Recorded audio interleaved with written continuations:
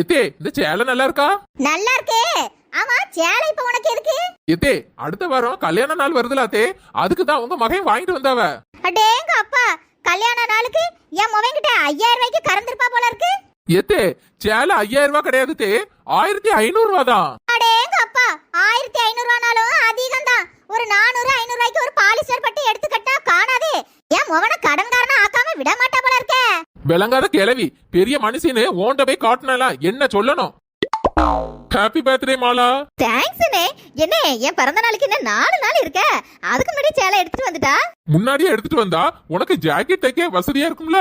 அதெல்லாம் இருக்கட்டும், சேலை என்ன விலை? ஏமா டிஸ்கவுண்ட் போக 7500 ரூபாமா. என்னது, வெறும் 7500 ரூபாயா? கூட 2500 ரூபாய் போட்டு 10000 ரூபாய்க்கு அந்த பிள்ளைக்கு பட்டு சேலை எடுத்து கொடுத்தானே. கூட பிறந்தவன் அவன் ஒருத்தி தானே இருக்கா. கூட பிறந்தவளுக்கு கணக்கு வழக்கெல்லாம் பார்க்காதுங்களே.